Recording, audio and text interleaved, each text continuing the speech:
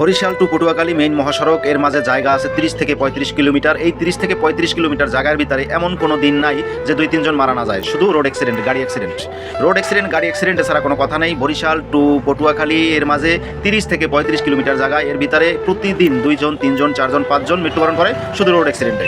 এখন আমার ঘটনা হচ্ছে, এই যে অ্যাক্সিডেন্টগুলো হয় কোনো খবরে সেটা নিউজ না করুক, কিন্তু দেখা গেছে যারা আপনার ফেসবুক ইউজ করে, যারা ইউটিউবে কন্টেন্ট তৈরি করে, তারা কিন্তু এগুলো ঠিকই তুলে ধরে। তো অবশ্যই তো তারা কর্তৃপক্ষ যারা আছে এই রোডগুলো মানে দেখাশোনা করে বা রোডের এই কার্যক্রমেরগুলো দায়িত্বের জন্য আছে, তারা তো অবশ্যই এগুলো দেখে। তো তারা তো অবশ্যই এগুলো একটু তাদের চোখে পড়ার কথা। তো তারা কি এটার বিরুদ্ধে কোনো মানে আইনানুগ তাদের ব্যবস্থা বা তাদের কার্যক্রম যেটা আছে সেটা কিছু নিবে না? আপনি মনে করেন একটা জায়গা যদি 30 কিলোমিটার বা 35 কিলোমিটার জায়গা হয়, ওই জায়গায় যদি প্রতিদিন 2-3 জন মারা যায়, অ্যাক্সিডেন্ট হয়, এমন কোনো দিন নেই। আপনি প্রমাণ সহ ঘেটে দেখুন, আপনি জানবেন যে পটুয়াখালী থেকে রূপাতলী বাস স্ট্যান্ড বরিশাল এর ভিতরে 30-35 কিলোমিটার জায়গা, এর ভিতরে প্রতিদিন 2 জন 3 জন 4 জন মরতেই আছে শুধু রোড অ্যাক্সিডেন্ট। এখন ঘটনা হচ্ছে যে ভাই আপনি এটা কেন বললেন? প্রথমত আমি সামাজিক সমস্যা যেটা মনে হয় মাঝে মাঝে ওটা নিয়ে কথা বলি। দ্বিতীয়ত হয়েছে 15 থেকে 20 দিন আগে আমার নিজের বাচ্চাটা অ্যাক্সিডেন্ট হয়েছে, আমি সেটা নিয়ে এখনও 7 দিন পর পরে বরিশাল যেতে হয়, প্লাস 7 দিন 8 দিন আমি বরিশাল পরে রয়েছি ব্যবসা বাণিজ্য বাদ দিয়ে। আপনারা আগেও ভিডিও দেখেছেন। এবং 2 দিন আগে আমাদের আরেক দোকানদারের একটি ছেলে অ্যাক্সিডেন্ট হয়েছে, সে ছেলেটা এখন ঢাকায় আছে, অপারেশন হয়েছে, প্রায় 2 দিন হয়ে গেল, এখন পর্যন্ত জ্ঞান ফেরেনি, আইসিইউতে রেখেছে, প্রচুর ব্যয়বহুল খরচা হচ্ছে ট্রিটমেন্টের জন্য। কিন্তু এই সর্বোপরি কিছু মিলিয়ে যে এইটাই বড় সমস্যা সেটা না, আপনি প্রতিদিনই কিন্তু বরিশাল টু কুয়াকাটা এই যে মেইন মহাসড়ক, তো এর ভিতরে প্রচুর লোক মারা যাচ্ছে, রোড অ্যাক্সিডেন্ট হয়। এটার কারণ কি?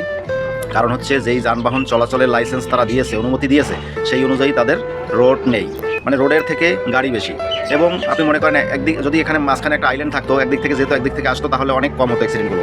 কিন্তু এখানে আইল্যান্ড ছাড়া এত বড় একটা হাইওয়ে, যেখানে একটা পোর্ট আছে, যেখানে মানে কি বলবো বিদ্যুৎ কেন্দ্র আছে, সব কিছু মিলিয়ে জ্বালিয়ে দক্ষিণ বাংলার মেইন হাইওয়ে মহাসড়ক হচ্ছে এটা। এই রাস্তাটাই মাঝখানে আইল্যান্ড নাই, দুই সাইডে যদি 2টা রোড থাকতো, যেদিক থেকে যেত যেদিক থেকে আসতো, তাহলে অনেক অ্যাক্সিডেন্ট কমে যেত। কিন্তু সেই কোনো পরিবেশ এখানে এখনও সৃষ্টি হয়নি।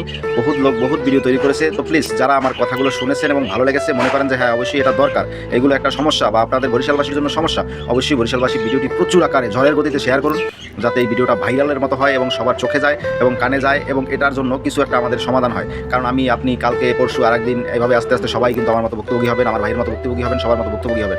তো ভিডিওটি ভালো লাগলে অবশ্যই একটু শেয়ার দিয়ে প্রতিবাদ করুন। আপনি ভিডিও তৈরি করতে পারেন না, আপনি একজন প্রতিবাদমূলক ভিডিও করেছে, সেই ভিডিওটা শেয়ার দিয়ে দিন, সেটাও আপনার একটা প্রতিবাদ। ওখানে আপনারও সহযোগিতা আছে, আপনারও হাত আছে। তো ভালো থাকবেন, সুস্থ থাকবেন।